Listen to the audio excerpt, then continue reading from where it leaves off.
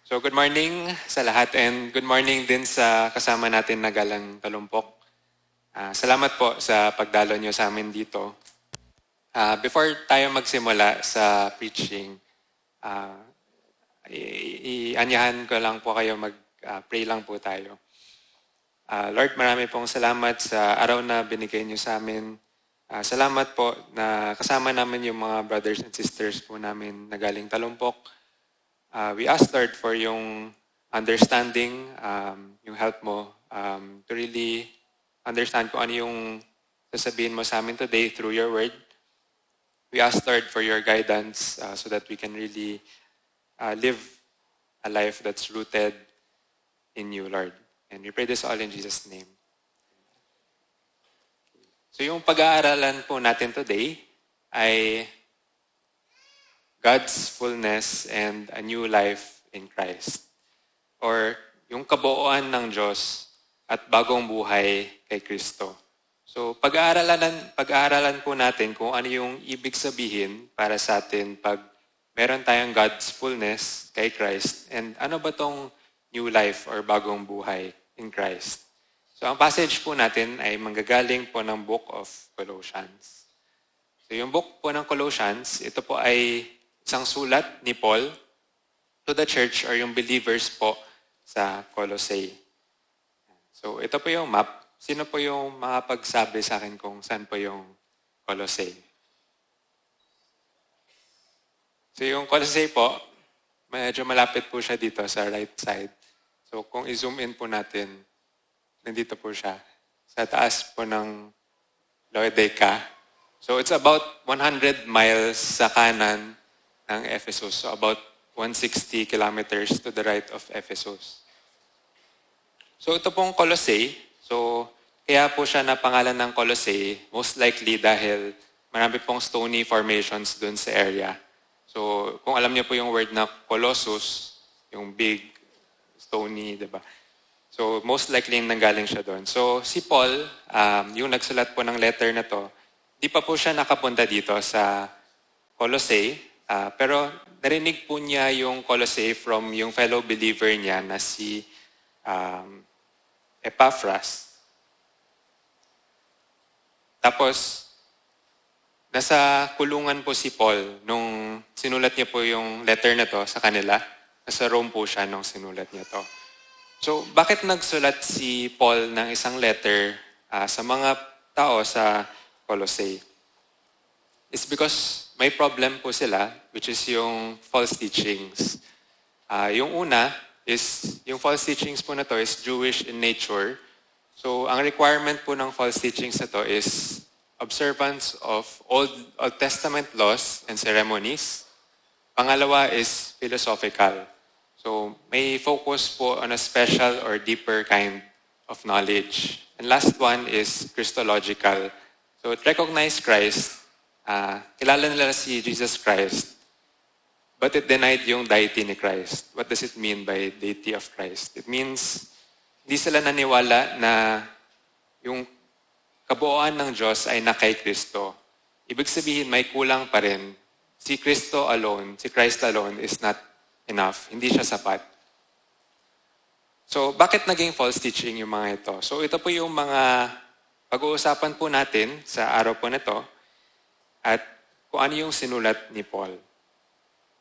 Okay, so unang-una, point 1 natin is God's fullness is in Christ and not in human tradition. Yeah. So kung nag-take po tayo ng notes, we can also take notes po natin. So simula po tayo sa chapter 2, verse 8. So, see to it that no one takes you captive by philosophy and empty deceit according to human tradition, according to the elemental spirits of the world, and not according to Christ.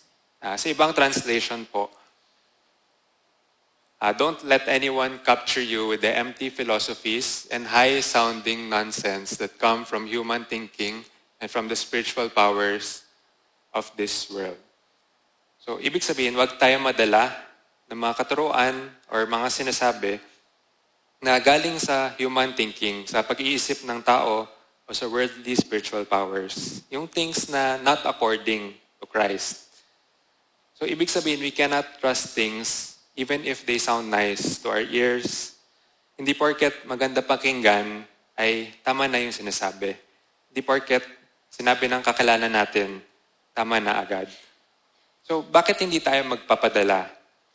Bakit hindi tayo basta-basta maniniwala sa mga human tradition na galing sa human thinking or pag-iisip ng tao?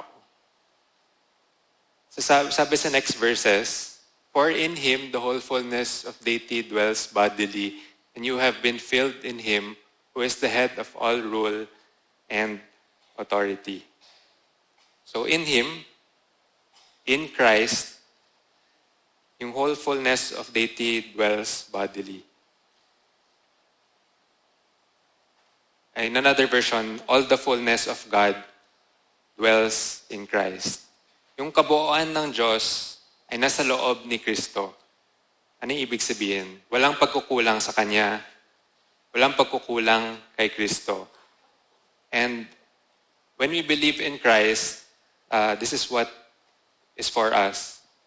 You have been filled in Him. Tayo mismo, nasa atin si Kristo, pinuno tayo, which completes us. Kompleto na tayo. All our spiritual needs are met in or by Christ. So, sa tingin nyo, kailangan pa ba natin yung mga katuroan na galing sa mga isip ng mga tao? Do we still need the teachings and philosophies from human thinking and galing dito sa mundo? So, tingnan natin sa mga kasunod. So, the next verse, in Him also you were circumcised with a circumcision made without hands, by putting off the body of the flesh and by the circumcision of Christ. So, konting background lang po muna. So, yung pagtutuli or yung circumcision, nanggaling po sa Jews. So, when Abraham was promised to be a father of a multitude of nations and promised yung land for his offspring. So, dito nangako yung Diyos kay Abraham na ibibigay niya yung lupain na Canaan at pararamihin niya yung kanyang lahi. So sabi dito, and God said to Abraham, as for you, you shall keep my covenant, you and your offspring after you throughout their generations. This is my covenant which you shall keep between me and you and your offspring after you. So every male among you shall be circumcised. So yung pagtutuli ay magiging palatandaan nila ng kanilang parang kontrata which God had given to Abraham. So ngayon, ang sinasabi ng mga tao dun sa Colossae is, yung tao, yung believers, kailangan daw nila magpatuli, kailangan nila magpa-circumcise. Kahit hindi sila Jews, so di ba nasa labas na tayo ng Israel, see the map kanina, they were Gentiles, hindi sila galing sa lahi ni Jacob, yung grandson ni Abraham. Pero yung sabi ni Paul ay, in Him, you were circumcised with a circumcision made without hands. Sinasabi ni Paul na they don't have to be physically circumcised, di na nila kailangan magpatuli kasi tinuli na sila. They were circumcised with a circumcision made without hands. So it's a spiritual kind of circumcision that is in Him, that is in Christ, by putting off the body of the flesh by the circumcision of Christ. So, dito, yung old belief na galing sa Old Testament ay physical circumcision is required, but yung new belief na galing naman sa New Testament is spiritual circumcision is given to the believers by Christ. Or, yung lumang paniniwala ay kailangan magpatuli physically, pero yung bago ay tinuli na tayo spiritually by Christ. So, kailangan pa ba magpatuli?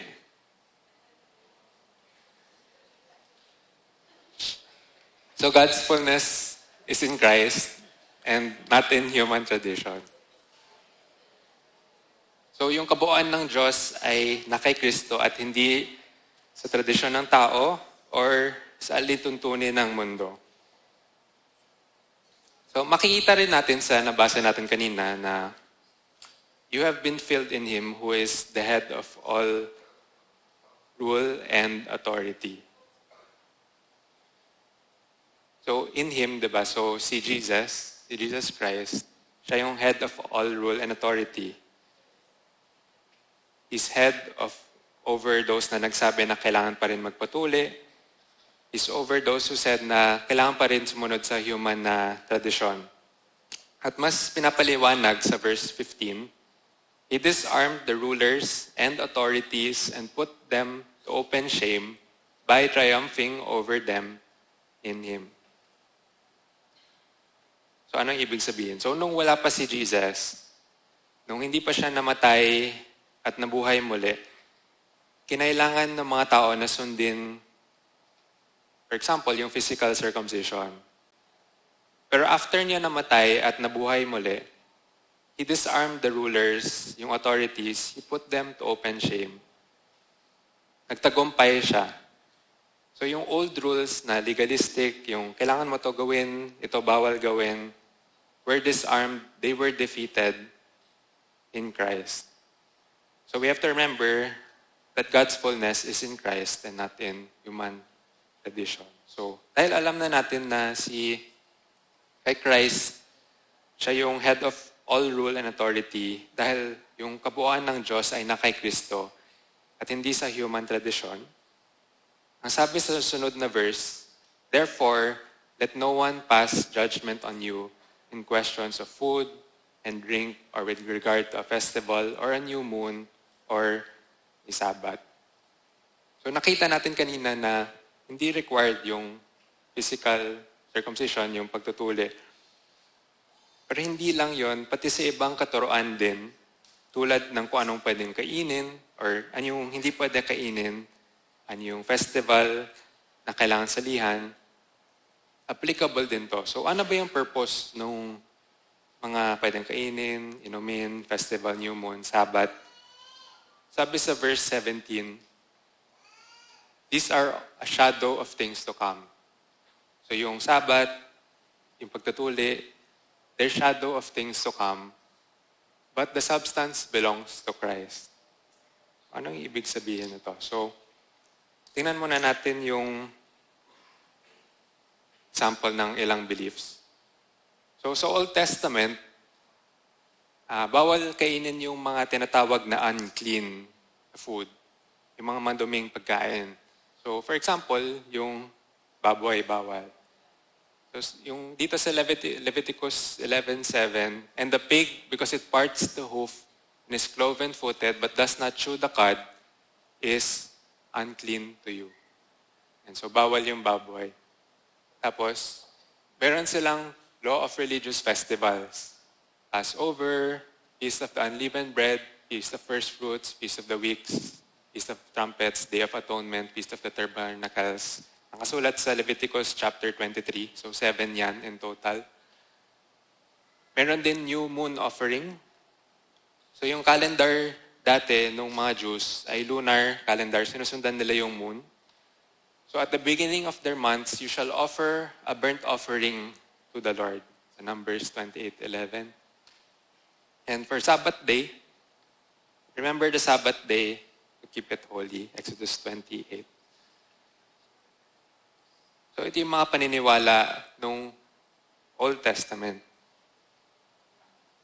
Pero ang sabi naman ni Paul ngayon, let no one pass judgment on you in questions of food and drink, in questions of pwede bang kainin yung baboy, with regards to a festival, kung kailangan ba i-celebrate yung Day of Atonement or yung Passover, yung new moon, kung kailangan mag-offering during the new moon, or Sabbath, kung kailangan i-practice yung Sabbath day. Kasi yung mga bagay na to, nakita natin, all of these are a shadow of the things to come. The things to come. What is the thing to come? So it came when Christ came here, and the substance belongs to Christ. So kung makita natin, so for example, yung bawal kainin yung unclean food, ngayon, pagdating ng New Testament, pagdating ni Jesus, remember, all foods are acceptable But it is wrong to eat something that makes another person stumble. Yan. So all foods are acceptable na daw. Pati yung baboy. So, yan. So pwede na kumain ng lechon. So buti na lang. So why are all foods acceptable? Bakit katanggap-tanggap lahat ng pagkain? So because it's not the food that makes the person unclean. Hindi yung unclean food pag kinain, magiging unclean tayo. But it's our own sinful nature that makes us unclean. So becoming clean is not about eating clean food anymore. So it's about believing in Christ. Kasi pag naniwala tayo sa Kanya, nagiging malinis tayo. Kasi He washes away our sins. Pangalawa, so for example, yung Sabbath day naman. So sabi sa Mark 2:27 to 28, and He said to them, so si Jesus yung nagsabi nito, the Sabbath was made for man and not man for Sabbath. So the Son of Man is Lord even of the Sabbath. Jesus said the Son of Man is the Lord even of the Sabbath. And if you remember kanina, Jesus is the head of all rule and authority, even over the Sabbath. Kaya hindi na required sundin yung Sabbath or any of the laws that we mentioned earlier. So ito yung next point natin. So, goodbye, old life. So, stop following the old laws. Yung nakita natin kanina, yung Old Testament laws and human teachings. So, tingnan naman natin to, yung paano yung mga katuruan na wala sa Old Testament. So, verse 18, let no one disqualify you insisting on asceticism and worship of angels, going on in detail about visions puffed up without reason by his sensuous mind. So may teaching naman ngayon na tinuturo sa mga tao doon na kailangan nila sundin yung itong tinatawag na asceticism.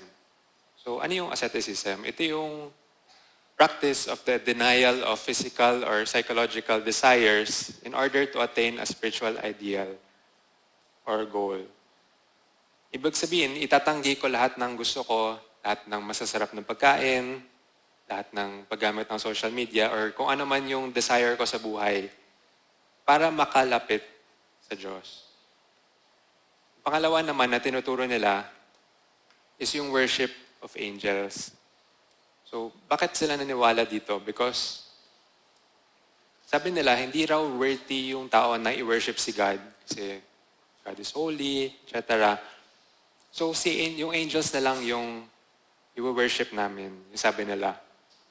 But sabi sa Biblia, hindi dapat i-worship yung mga angels. So, in Revelations 22, 8 to 9, so I, John, am the one who heard and saw these things. So, may visions si John at this time.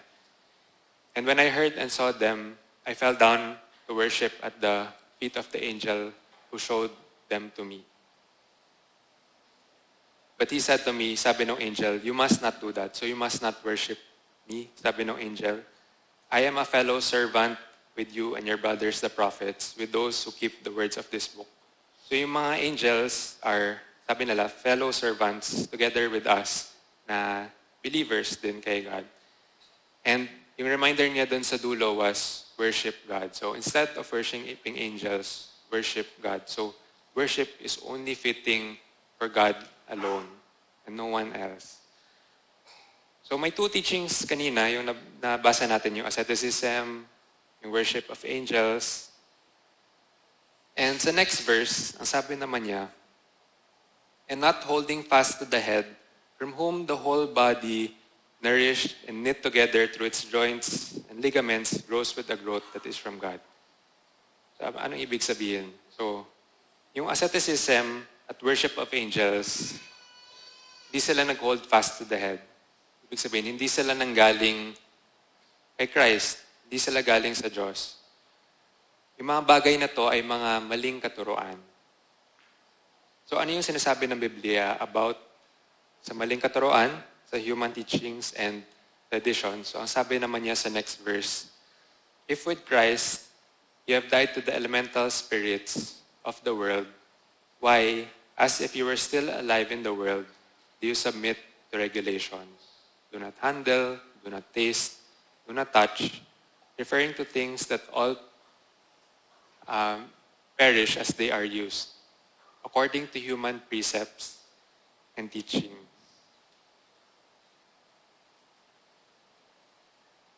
So, ang sabi niya, why, as if you're still alive in the world, you submit to these regulations, itong mga katuruan na to. So, kailangan natin tanungin yung sarili natin, bakit ba tayo sumusunod sa paniniwala na ganito, na hindi totoo, hindi makatulong sa atin sa pagkakilala kay Kristo? It admits that these have indeed an appearance of wisdom. They appear wise. Mukhang may punto sila.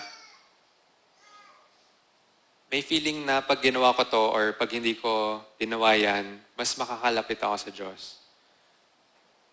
But ang sabi niya after is, so they have an appearance of wisdom in promoting self-made religion and asceticism, severity to the body, but they are of no value in stopping the indulgence of the flesh. They are of no value in stopping the indulgence of the flesh. So kung mag-recite tayo, for example, ng isang prayer, dahil required daw mag-pray para maging mabuti sa harap ng Diyos, hindi ibig sabihin na pag inulit-ulit lang natin, mababago yung pananalita natin, mababago yung pagkatao natin.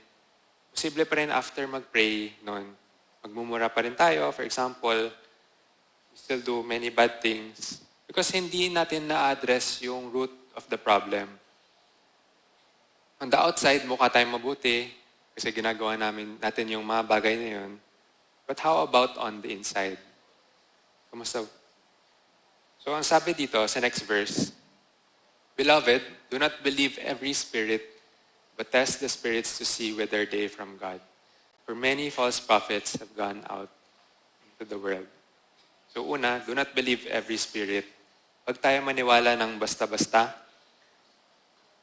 Test the spirits to see whether they are from God. Kailangan lagi natin i-check.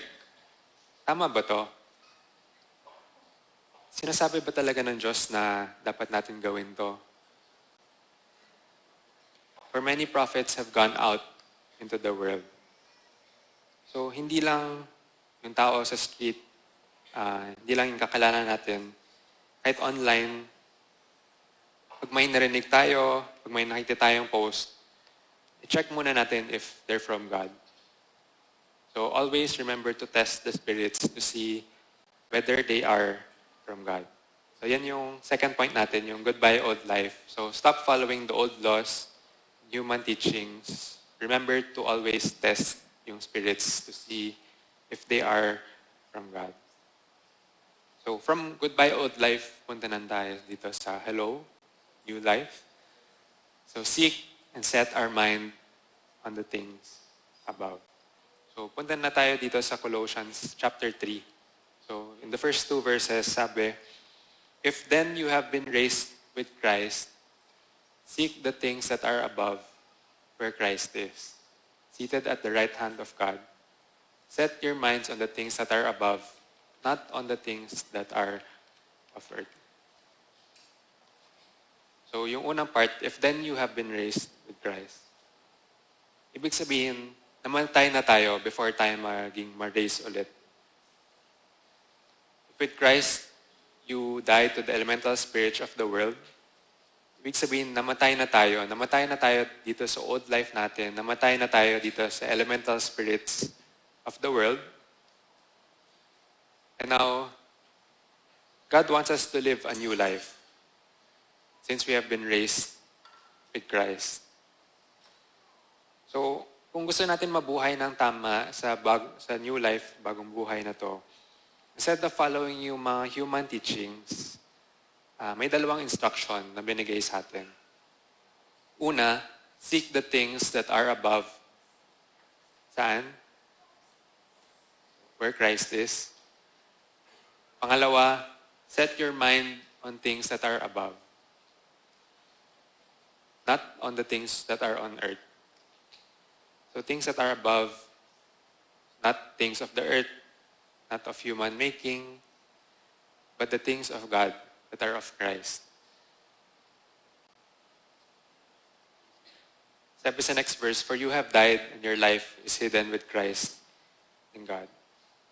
So when we set our mind on the things above, when we seek the things of God,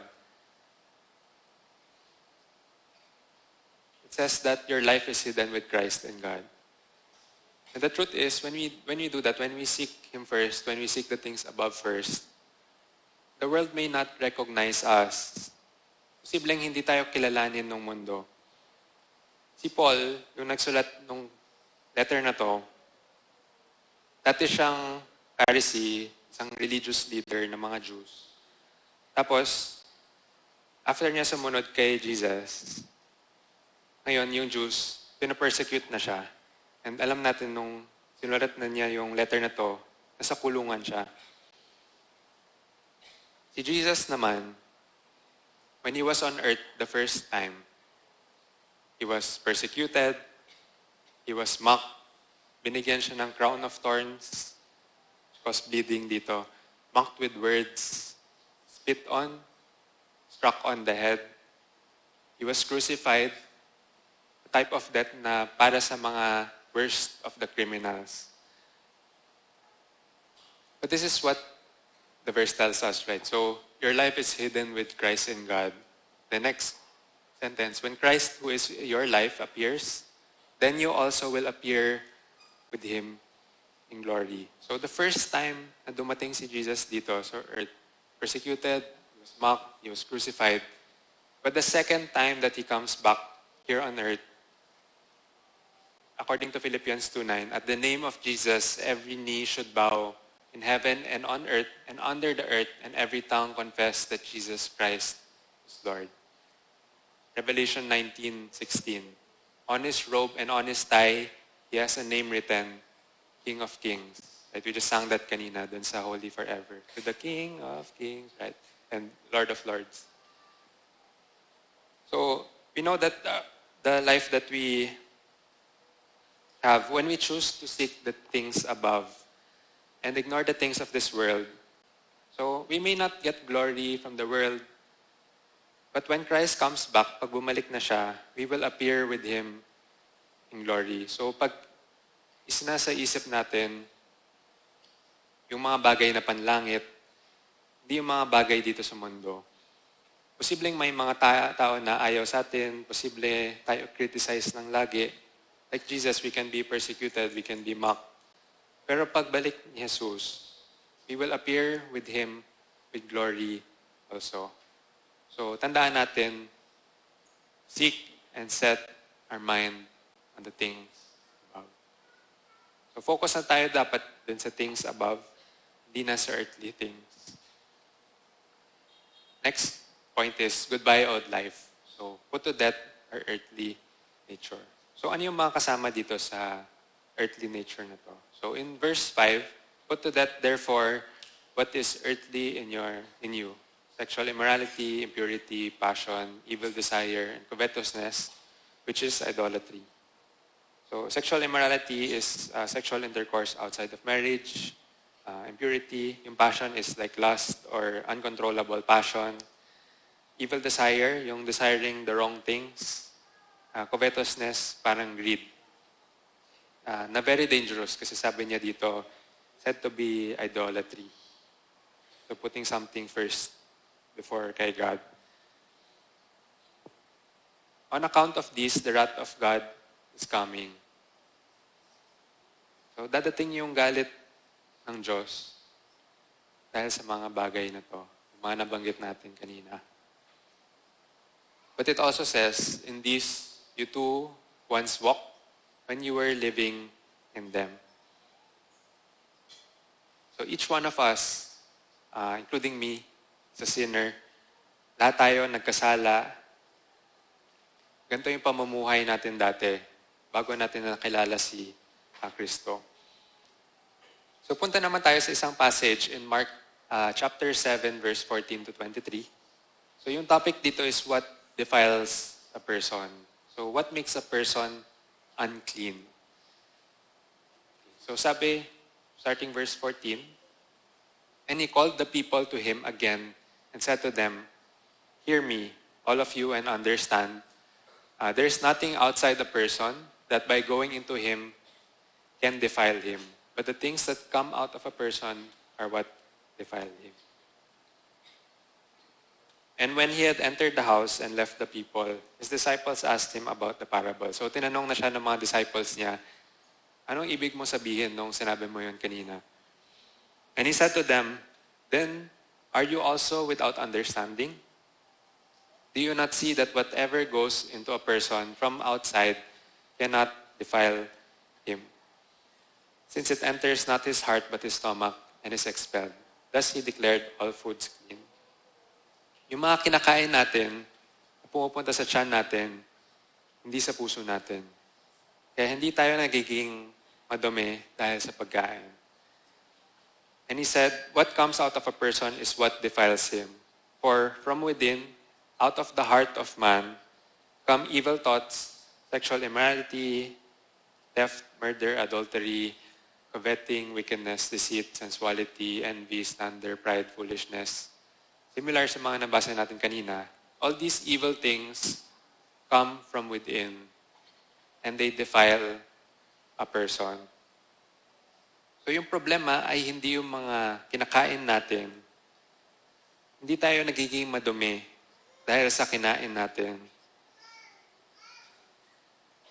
All these evil things come from within and they defile a person.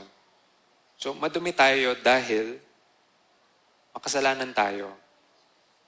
Dahil we have a sinful nature.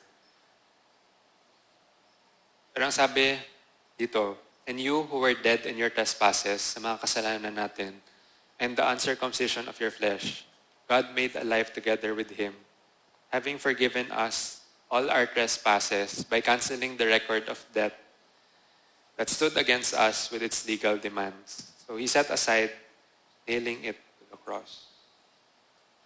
So dati patay tayo sa mga kasalanan natin. Dahil sa sinful nature natin, na yun daw yung magde-defile or makagawang unclean tayo.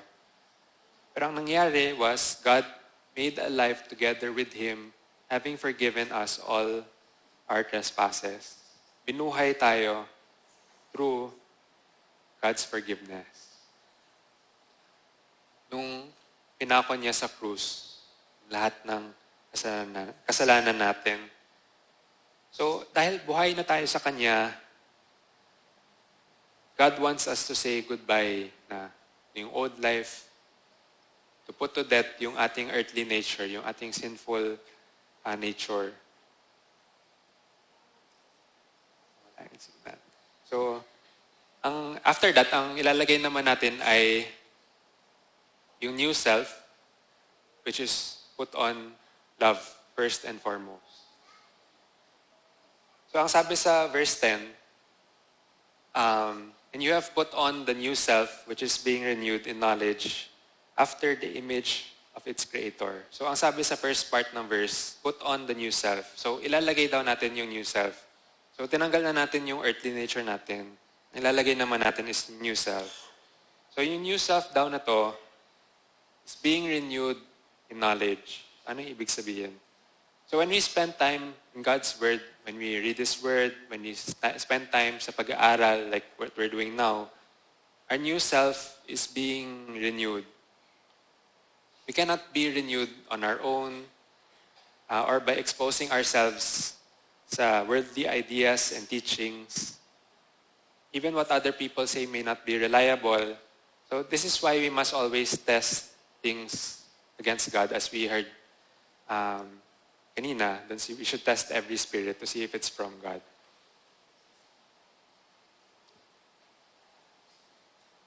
Okay, so ang sabi sa next verse, sa verse 11, here there is not Greek and Jew, circumcised and uncircumcised, barbarian, Scythian, slave-free, but Christ is all and in all.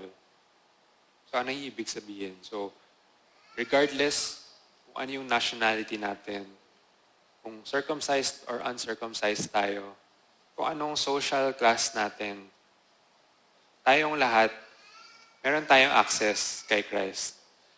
So Christ can use us. He allows any of this kind to live a new life sa Kanya. Kung meron magsabi na kailangan circumcised ka para manambahan ka dito sa amin, or kailangan afford mo ng ganito para maka-join sa group namin, it's not of Christ. Because Christ is all and in all. All these types of different nationalities, whether circumcised, uncircumcised, kung ano man social class. So we have to be careful about yung mga teachers na exclusive sila, na parang kailangan ganito ka para makasali ka sa amin. So ano yung makikita dito sa new life na to? Put on then, as Christ's chosen one, holy and beloved, una, compassionate hearts, kindness, humility, meekness, and patience. So bearing with one another, and if one has a complaint against another, forgiving each other as the Lord has forgiven you, so you also must forgive. So compassionate hearts, kindness, humility, meekness, patience, bearing with one another, forgiving each other. So ito yung mga characters na makikita sa atin when we put on the new self. Aside from that, and above all these, put on love, which binds everything together in perfect harmony. And let the peace of Christ rule in your hearts, to which indeed you were called in one body. So as one body of believers, and be thankful. And so put on love. Let the peace of Christ rule in your hearts, and be thankful. And kung makikita natin, lahat ng mga nabasa nating characters, their qualities expressed in relationships with people and with God. And overall, the virtues na nakita natin is yung love, which binds everything together in perfect harmony, tulad ng sinabi dito. So we remember that part of the new self is loving God completely and loving others selflessly. So in the new life, we put on love. So we'll go to yung last two verses natin, verse 16 and 17. So may paalala lang si Paul dito. Let the word of Christ dwell in you richly, teaching and admonishing one another in all wisdom, singing psalms and hymns, spiritual songs with thankfulness in your hearts to God. So it's a beautiful picture what the church looks like. May reminder lang din siya to remember also to admonish one another. So yung ibig sabihin ng admonish ay paalahanan or reprimand firmly. So loving others does not mean supporting others pag may mali silang ginagawa. Ang sinasabi dito is loving others includes teaching them the word and warning them firmly. Let the word of Christ dwell in you richly. So we saw earlier that our new self is being renewed in knowledge. By spending time with God's word, we deepen our own knowledge in Him. So it affects the way that we live our life, and it helps us be able to renew yung self natin, yung new self natin in Christ. So ganun ka-importante that we allow the word of Christ to dwell in us. And in the last verse, whatever you do, word or deed, do everything in the name of the Lord Jesus, giving thanks to God the Father through Him. Word or deed, whether sa salita or sa gawa, do everything in the name of the Lord Jesus. So if we do everything, every single thing, in the name of the Lord Jesus, essentially, we're living for Him. Hindi lang ngayon, hindi lang ngayong mamayang hapon, hindi lang bukas, hindi lang this week or this month. Pero araw-araw, parang pipiliin natin lagi si Jesus. And we saw earlier na yung pagbabasa ng word niya, nakikita sa new self natin that when we set our mind on the things above and when we put on yung virtues na galing kay God na is binded together by love. So, as we go to yung conclusion natin, so since we know that we're currently in yung missions month, it's also a time for us to reflect on how we apply yung mga truths na to sa buhay natin in order to really reach out to more people and help people know talaga kung sino si Christ. So unang-una na natutunan natin is God's fullness is in Christ. So sa verse, for in Him the whole fullness of deity dwells bodily. So the whole fullness of God, kabuuan ng Diyos ay na kay Kristo. And we have been filled in Him. Pinuno tayo. So all our spiritual needs are met in Christ. Next is Christ is the head of all rule and authority. So for example, nakita natin kanina yung sa physical circumcision, paniniwala dati is kailangan yung physical circumcision, kailangan magpatuli. Yung new belief is spiritual circumcision is given to the believers by Christ. So it's a spiritual kind of pagtutuli. Next one, so we saw din yung, for example, yung mga Old Testament beliefs, yung bawal kainin yung unclean food, yung kailangan mag-Sabbath day. Pero ngayon, pero those were only shadows of things to come.